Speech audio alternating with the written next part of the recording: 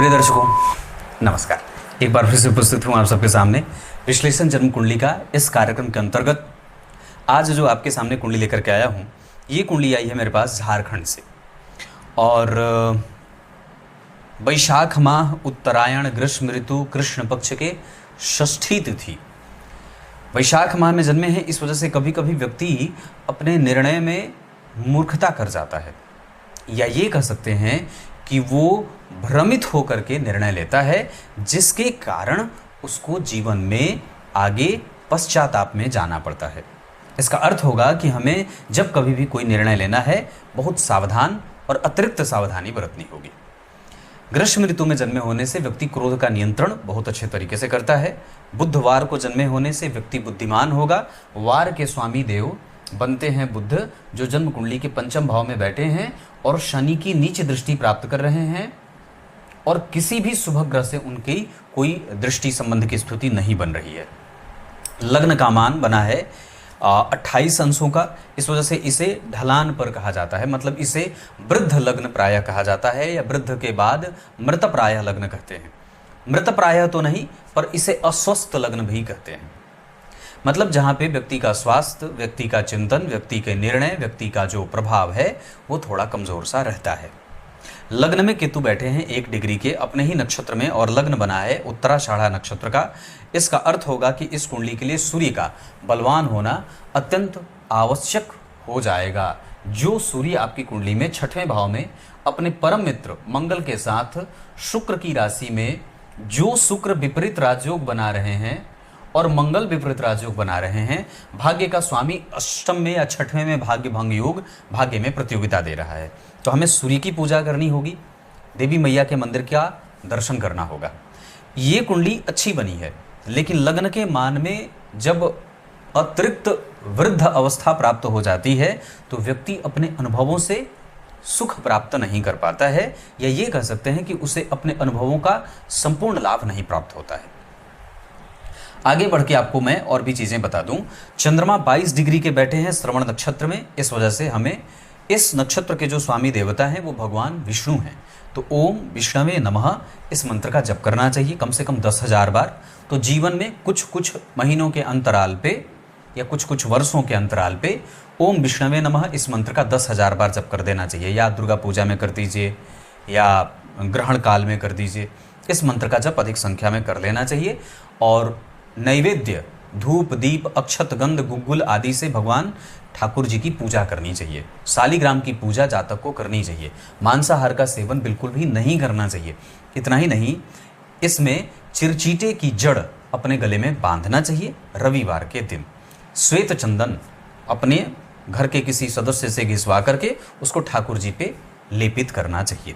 स्वयं को भी सफ़ेद चंदन लगाना चाहिए। चंद्रमा 22 डिग्री के मकर राशि पे, जिस पे 7.5 चल रही है, जिस राशि में चंद्रदेव बैठे हैं उस राशि के अधिपति शनिदेव उच्च के हैं पर वक्री हैं। अपना पापक प्रभाव और बढ़ा रहे हैं और क्रमशः उनका कुछ परिणाम जन्म कुंडली के 10वें स्थान से आता दिख रहा है, क्योंकि वक्री हैं और 4 डिग्री पे वक्री हैं। इस वजह से यहाँ पे कई बार व्यक्ति अपने पिता से मतभेद में भी जाते दिखता है। या फिर ये भी देखा जाता है कि जब जन्म कुंडली के 10वें स्थान पे किसी शुभ ग्रह की कोई दृष्टि नहीं होती है या उसके आसपास शुभ ग्रह बैठे होते हैं तो अच्छा होता है, लेकिन अगर पापग्रह बैठे होते हैं तो फिर उसका प्रभाव कमजोरी से देखने को मिलता है। इस कारण से व्यक्ति के जीवन में सामाजिकता कई बार कमजोर होती है। गुरु 12 में लग्नेश होकर के बैठे हैं और वक्री होकर के बैठे हैं। इस वजह से जन्म कुंडली में 2 ग्रह वक्री हो गए।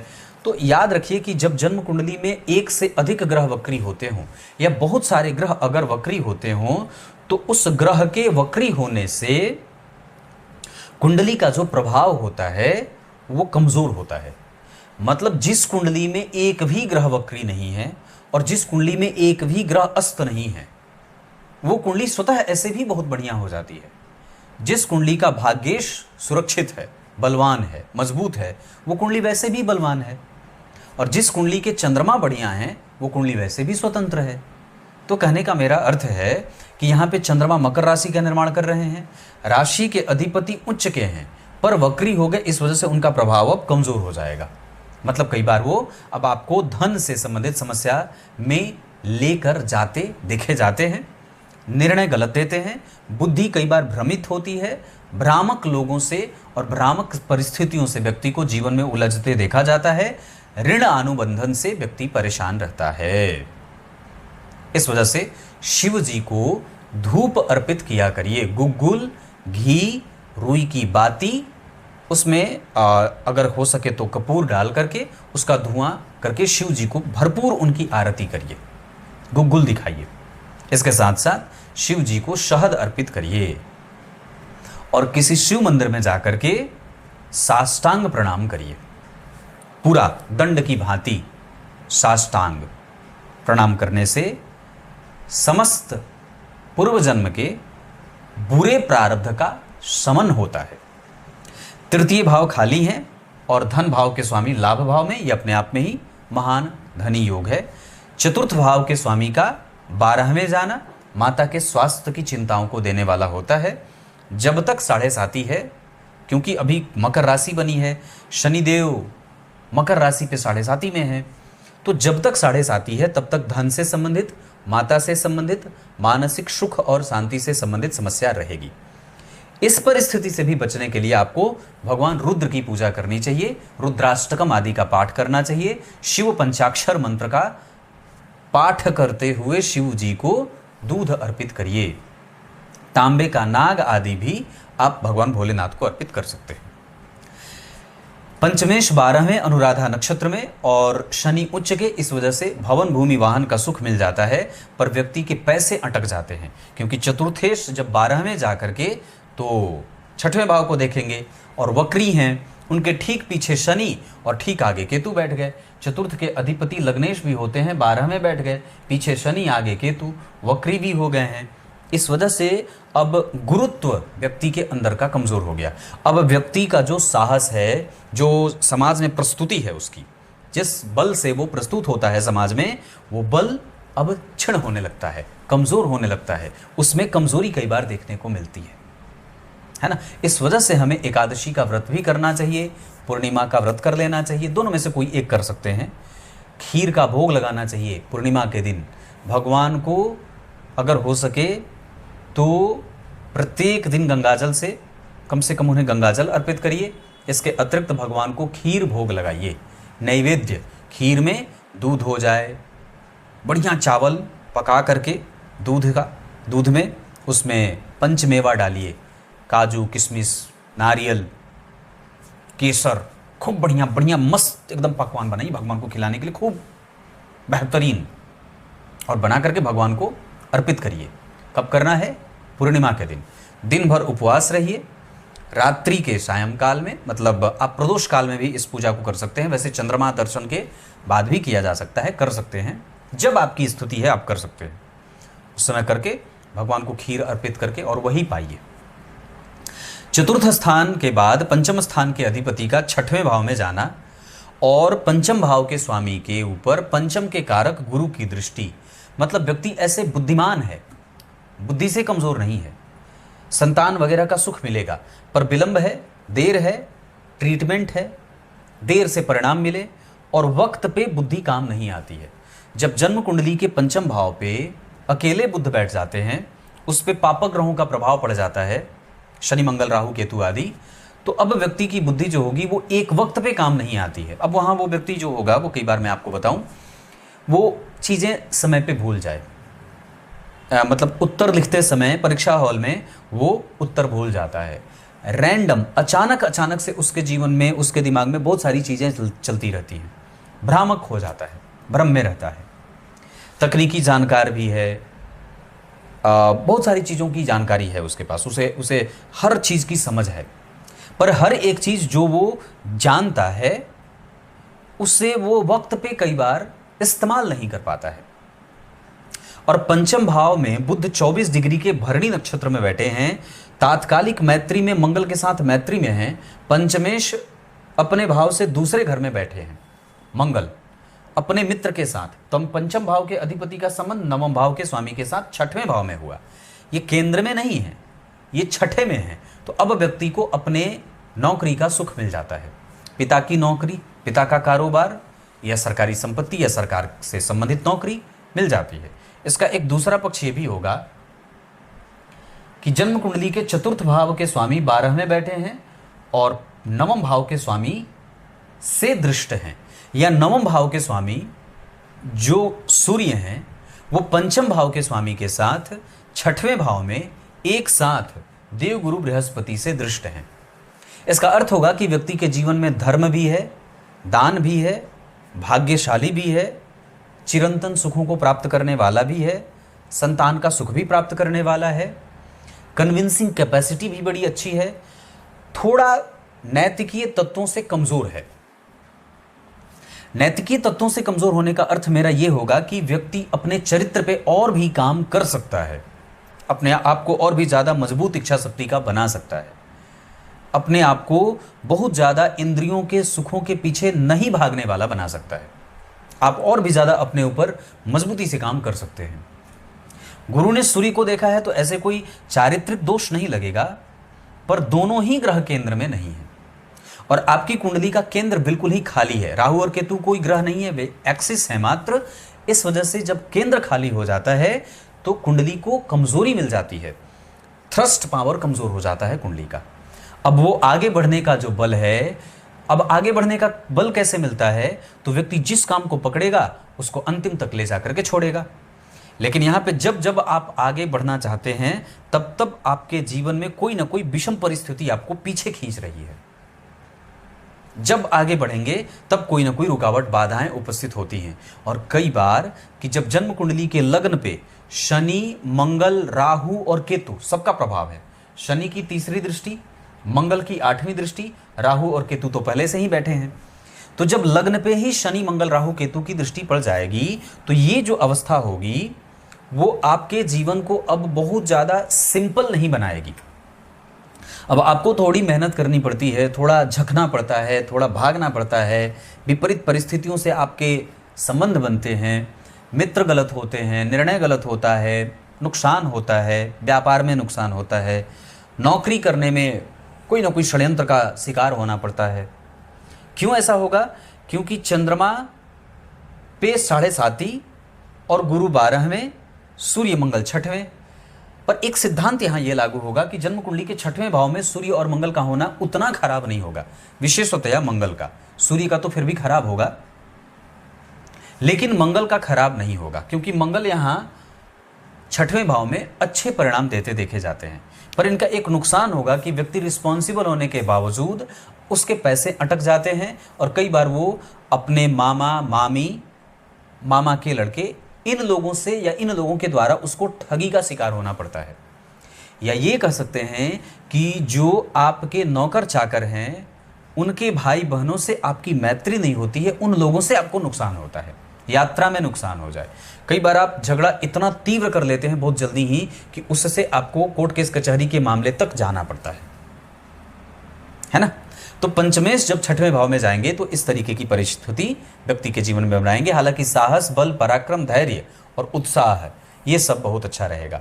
हमें अपने चरित्र को बना करके रखना है, हमें बहुत ज़्यादा लालच में नहीं आना है, दिनचर्या ठीक रखनी है, बुद्धि को भ्रम में नहीं जाए। इस वजह से हमें जितने मैंने उपाय बताए हैं, क्रमशः शिव जी को प्रणाम करना, शिव जी को चरु का भोग लगाना, खीर का, नाग अर्पित करना, है ना, और जो चिरचीटा कहा है और जो ओम विष्णवे नमः कहा है, ये मंत्र का जप। अगर यही मंत्र आप किसी गुरु से दीक्षित होकर के जप लेंगे तो और मजा आ जाएगा और आनंद आ जाएगा उसका। 6वें भाव में पापक ग्रह का बैठना बड़ा अच्छा होता है और वो बैठे हैं। क्रूर ग्रह हो या पापक ग्रह 6वें भाव में बहुत अच्छे होते हैं। पर यहाँ पे समस्या क्या होगी कि भाग्य भाव के स्वामी का 6वें भाव में बैठने से अब व्यक्ति के भाग्य में संघर्ष आ जाता है, उसको अब मेहनत करनी पड़ती है, पराक्रम करना पड़ता है, बहुत ज़्यादा अपने आप को सिद्ध करना पड़ता है लोगों के दृष्टि में। ऐसा 7वें भाव में 1 डिग्री के मृगशीरा के राहु ये उत्साह को कमजोरी देते हैं। पत्नी से मतभेद होता है, पढ़ने पढ़ाने वाली पत्नी मिल जाती हैं। विद्वान व्यक्ति स्वयं भी होता है, विदुषी उसकी स्वयं भी पत्नी होती हैं।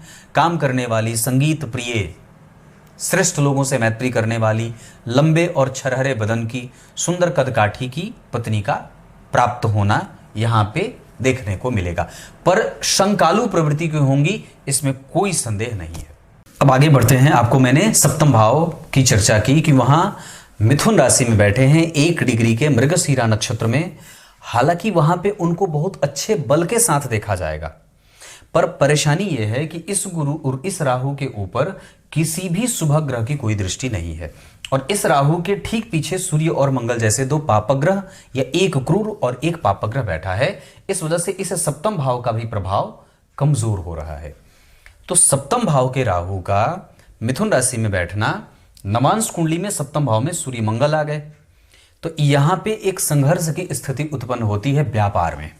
विवाह तक तो ठीक है, पर विवाह के बाद व्यापार में जब व्यक्ति उतरता है या वो नौकरी में उतरता है, तब उसको उसके जीवन में गलत निर्णयों के कारण या उत्तेजित होकर के निर्णय लेने के कारण आर्थिक परेशानी में जाते देखा जाता है। और यह कब होगा? जब कभी भी सूर्य मंगल और राहु केतु का अंतर आएगा या महादशा है। अष्टम भाव पे गुरु की उच्च दृष्टि प्राप्त हो रही है। इस कुंडली में हर्ष नामक विपरीत राजयोग होगा, उत्पन्न होगा, और विमल नामक विपरीत राजयोग होगा। मतलब 12वें के स्वामी हैं 6वें भाव में, इस वजह से, और 6वें भाव के स्वामी हैं अष्टम भाव में, इस वजह से विमल और हर्ष नामक क्रमशः दो विपरीत राजयोग बनेंगे। इस कारण से यहां मित्रों के कारण, ऋण के कारण, अतिरिक्त व्यय के कारण, व्यय के दबाव के कारण और अनुभवों के कमी के होने के कारण व्यक्ति के जीवन में विपरीत परिस्थितियों का निर्माण होगा मंगल और शुक्र की दशा में। पर एक बात तो पक्की है कि वो शुक्र जो विपरीत राजयोग का निर्माण 6वें भाव के स्वामी होकर के अष्टम में गुरु से दृष्ट होकर के कर रहे हैं, इसमें भी व्यक्ति फिर से एक बार राइज करेगा अपने पत्नी के सहयोग से।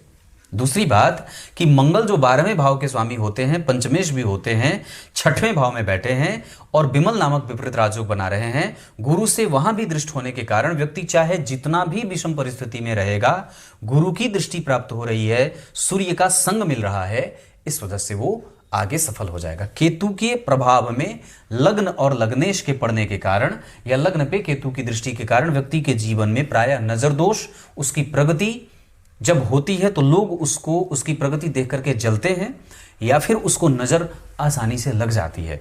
किसी दूसरे की प्रगति से आप अगर जल रहे हैं तो उसकी कुंडली में भी ऐसा कोई दोष होता है कि लोग उसकी प्रगति देख करके अगर जलते हैं तो वो उसकी कुंडली के दोषों के कारण उसको उसका नुकसान उठाना पड़ता है। मतलब मेरी कुंडली में अगर मुझे नजर दोष लग रही है या लग रहा है तो मेरी कुंडली में लग्न के ऊपर केतु और चंद्रमा के ऊपर राहु केतु के प्रभाव के कारण ऐसा होगा। अगर मेरी कुंडली में ऐसा कुछ भी नहीं है तो फिर मुझे ऐसा नजर दोष वगैरह नहीं लगेगा, सिद्धांत है। तो यहां पे ये बात दिख रही है। इस वजह से जब तक कोई काम पूरे तरीके से सफल ना हो जाए तब तक हमें काम में नहीं जाना चाहिए या नहीं बताना चाहिए। अष्टम भाव में रिसर्च बहुत अच्छा है, अनुभव बहुत अच्छा है, ज्ञान पक्ष बहुत अच्छा है, आयु बहुत अच्छी है, स्वभाव बहुत अच्छा है और धन बचाने का गुण, ये सब बहुत अच्छा है। साथ ही साथ व्यक्ति को पैतृक संपत्ति से फायदा भी है, बड़े छोटों से भी फायदा यहां पे होते देखा जाता है। नवम भाव के स्वामी का अष्टम भाव में जाना, 6वें भाव में जाना, ये भाग्य के भंग होने का योग लगा देता है। जबकि भाग्य भाव के स्वामी गुरु के ऊपर या सूर्य के ऊपर जब गुरु सूर्य का संबंध बनेगा तो हमें कई बार संघर्ष के बाद सफलता मिलती है। जैसे सूर्य की दशा में अगर कोई काम करेंगे तो संभवतः सूर्य की दशा जाते जाते आपको अच्छा परिणाम दे जाए या चंद्रमा की दशा में उसका विशेष फल मिल जाए, क्योंकि सूर्य की दशा में अगर परिणाम नहीं मिल रहा है तो चंद्रमा की दशा उसको परिणाम देने वाली दशाओं में गिनी जा सकती है या गिनी जाती है। ऐसा कई बार होता है कि एक ग्रह आपको काम करवाता है और दूसरा ग्रह आपसे उसका परिणाम प्राप्त करवाता है ना। मतलब आपने आज काम किया तो तत्काल आपको परिणाम नहीं मिलेगा, हो सकता है 1-2 वर्ष के बाद जब दशा बदल जाए तब उसका परिणाम मिलता है। तो ऐसी स्थितियां इस कुंडली में सूर्य की दशा में हो सकता है और गुरु की दशा में हो सकती है। दशम भाव का प्रभाव जन्म कुंडली में बहुत अच्छा है। दशम भाव के स्वामी का पंचम भाव में बैठना, इससे बढ़िया राजयोग कुछ होता नहीं है। पर यह कुंडली केंद्र में द्विस्वाभाविक राशियों को लेकर के बनी है। द्विस्वाभाविक राशियां जब जन्म कुंडली के केंद्र में बन जाती है तो सप्तम भाव बाधक भाव होता है। इस वजह से यहां पे सप्तम भाव बाधक है तो सप्तमेश या सप्तम भाव में बैठे ग्रह बाधा कारक ग्रह हो जाते हैं। तो यहां बुध की दशा कई बार बाधाएं उपस्थित करने वाली हो जाती हैं। तो बुद्धि में बाधा उत्पन्न हो, निर्णय में बाधा उत्पन्न हो, टेक्नोलॉजी को समझने में बाधा उत्पन्न हो, समझने में गड़बड़ी पैदा हो जाती है। वहां पे व्यक्ति कॉपी बहुत अच्छा करता है, माता पिता का सुख बहुत अच्छा प्राप्त करता है, माता के इच्छाओं की पूर्ति करने वाला होता है ना।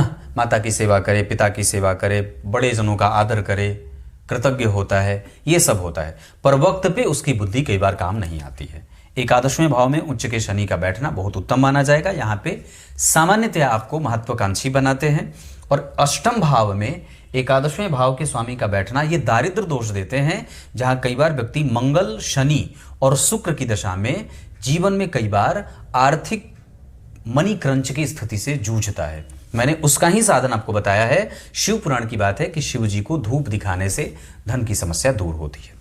इसके अतिरिक्त 12वें भाव में गुरु बैठे हैं लग्नेश होकर के, ये स्वास्थ्य को कई बार कमजोर करते हैं। लग्नेश का पाप कर्त्री में जाना, लेकिन लग्न को शुभ कर्त्री में लगना, ये आपके, मैं गारंटी दे सकता हूं। क्या दे सकता हूं गारंटी? कि लग्न को अगर पाप कर्त्री लगेगा तो व्यक्ति बड़ा परेशान होता है। ये लिखी हुई आजमाई हुई बात है। और लग्न को अगर शुभ कर्त्री लगा है तो व्यक्ति चाहे जितना ही परेशान रहे, वो एक न एक दिन वो विजेता जरूर बनता है और निश्चित रूप से उसके समस्त समस्याओं का हल वो अपने जीवन में प्राप्त कर जाता है। इसकी मैं गारंटी दे सकता हूं गुरु और चंद्रमा के कारण। साथ ही साथ लग्नेश के पापकर्त्री में जाने के कारण शनि और केतु का लग्नेश को पापकर्त्री लगा है। इस वजह से व्यक्ति के जीवन में विपरीत परिस्थितियों का निर्माण होगा। ऐसा नहीं है कि नहीं होगा, जीतेंगे, पर पहले हारने की नौबत आ जाएगी।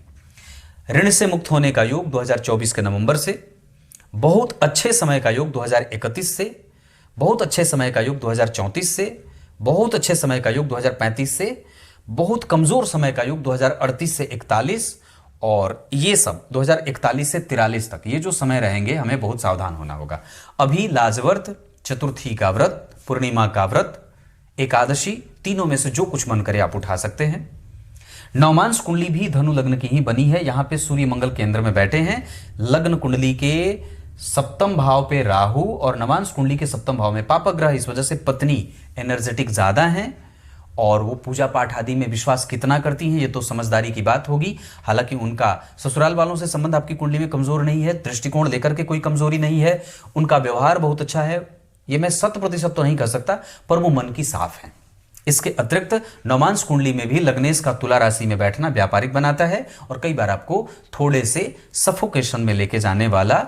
और हालांकि इस कुंडली में बहुत अच्छे योग कम से कम नवमांश कुंडली के और लग्न कुंडली के सेम संख्या से शुरू होने के कारण हो रहा है। लग्न भी 9 नंबर से, नवमांसा भी 9 नंबर से, इसे बहुत अच्छा कहते हैं। ये आपकी कुंडली को आगे बढ़ाने के लिए प्रबल रूप से कारगर होगी। दशमांसा कुंडली कन्या का बना है, जहां लग्नेश का चतुर्थ भाव में बैठना, वहां थोड़े बहुत मानसिक दबाव में व्यक्ति को देखा जाएगा, पर व्यापार और ऊर्जा कारोबार को लेकर के बहुत अच्छी है, उसमें कोई दो राय नहीं है।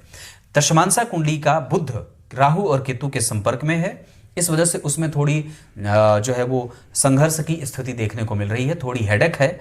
और दरअसल इस कुंडली में पीछे जो गुरु की दशा बीती है, इसने भी आपको ऋण में ले जाने का काम किया है, आर्थिक रूप से परेशान किया है, निर्णय गलत करवाए हैं, भागा दौड़ी वहां भी मची है। क्योंकि वस्तुतः लग्नेश का 12वें भाव में जाना, चतुर्थेश का 12वें भाव में जाना थोड़ी परेशानी देता है। शुभ अंक के मामले में ये कुंडली 5 अंक बहुत अच्छा रहेगा। इस कुंडली के लिए गेरुआ रंग बहुत अच्छा है।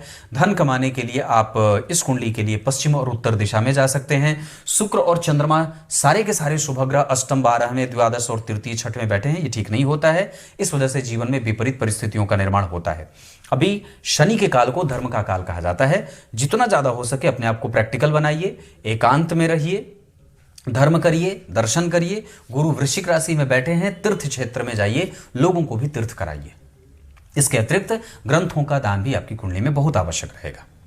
गेरुआ रंग आपके लिए बहुत अच्छा है, पीला रंग बहुत अच्छा है, लाल रंग बहुत अच्छा है, ये रंग इस्तेमाल किए जा सकते हैं।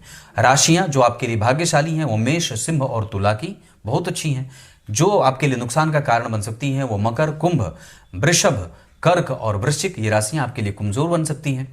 इसके अतिरिक्त गुरु की दृष्टि अपने भाव पे है और इस भाव के स्वामी इस भाव को देख रहे हैं। सप्तम के स्वामी जन्म कुंडली में पंचम में बैठे हैं, पंचम के अधिपति जन्म कुंडली में छठवें में बैठे हैं। थोड़ा बहुत संघर्ष और प्रेम विवाह में या विवाह में प्रेम के साथ साथ थोड़े से संघर्ष की स्थिति बन रही है।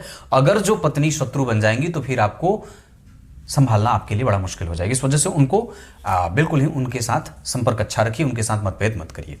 केंद्र खाली है, इस वजह से कुंडली जरूर थोड़ी बहुत कमजोर होगी। कुंडली को बल की आवश्यकता है, लग्न के मान में कमजोरी है, इस वजह से आपको कई बार एक तरफा परिणाम प्राप्त करने के लिए एक तरफा मेहनत करनी पड़ती है। बाकी अगर मैं और चीजें बता दूं तो इस कुंडली के आधार पे हमारा व्यक्तित्व तो ठीक है पर भ्रमित है। हमें और भी ज्यादा अध्ययन की आवश्यकता है, और भी ज्यादा लोगों से मिलने की आवश्यकता है, और भी ज्यादा स्टडी की आवश्यकता है, अपने ऊपर काम करने की आवश्यकता है। धन इस कुंडली में सही जगह पे खर्च हो रहा है, मैं इसके बारे में 100% कर सकता हूं, पर निर्णय गलत लिए गए हैं। इस कुंडली में पराक्रम बहुत अच्छा है, कम्युनिकेशन बहुत अच्छा है, छोटे बड़े भाई बहनों का सुख बहुत अच्छा है, साथ ही साथ इंटरनेट से जोड़ करके भी कोई काम करना चाहते हो तो बिल्कुल कर सकते हैं, पर छोटे भाई बहन को बीमार भी होते देख रहा हूं। इसके अतिरिक्त इस कुंडली का भवन भूमि वाहन का सुख गुरु और शनि की दशा में बहुत उत्तम रहेगा। संतान से संबंधित कमजोरी इस कुंडली को देखने को मिल रही है, इस वजह से वहां पे सावधान रहना होगा, उनके साथ मित्रता पूर्वक भाव रखा जाए। एनर्जी बहुत अच्छी है, व्यापार बहुत अच्छा है इस कुंडली का, आप बिजनेस बहुत अच्छा कर सकते हैं, नौकरी से ज्यादा इस कुंडली का व्यापार अच्छा है। इसके अतिरिक्त आपकी कुंडली में हमें अपने रिसर्च पे काम करना है, अपने आप को और भी ज्यादा बाजार के हिसाब से प्रस्तुत करना होगा बाजार में। भाग्य को बलवान बनाने के लिए मैंने जितने उपाय बताए हैं आपको उतना करना होगा। प्राप्ति इस कुंडली का बहुत अच्छा है, समझ में ऐसी कोई दिक्कत वाली बात नहीं है, पर फिर भी मैंने जितना बताया है उतना तो जरूर ही करना होगा। प्राप्त आप बहुत अच्छा कर लेंगे। थोड़ा संघर्ष इस कुंडली में शनि के कारण, लग्न पे देखने के कारण भी बन रहा है। शुभ दिन गुरुवार और मंगलवार का बहुत अच्छा रहेगा। नक्षत्र में बात करें तो श्रवण, पुनर्वसु, रोहिणी, अनुराधा और उत्तराषाढ़ा, ये नक्षत्र किसी भी काम को करने के लिए बहुत अच्छे रहेंगे। इतनी सारी चीजें हैं। कोई भी शुभ कार्य करना हो आप सूर्य की दशा में और गुरु की दशा में, साथ ही साथ शनि की दशा में इस्तेमाल कर सकते हैं। संतान से संबंधित अगर कोई भी निर्णय लेना हो तो मंगल की दशा में और गुरु की दशा में जा सकते हैं। ट्रांसफर और किसी भी प्रकार के परिवर्तन का योग करना हो तो चंद्रमा, केतु और शुक्र की दशा का इस्तेमाल कर सकते हैं। उच्च शिक्षा वगैरह का योग आपकी कुंडली में सामान्यतया कमजोर सा है, उसमें संघर्ष दिख रहा है, पर आपकी प्रगति आपको मिल जाएगी जिसके आप हकदार हैं। तब तक के लिए बहुत बहुत नमस्कार।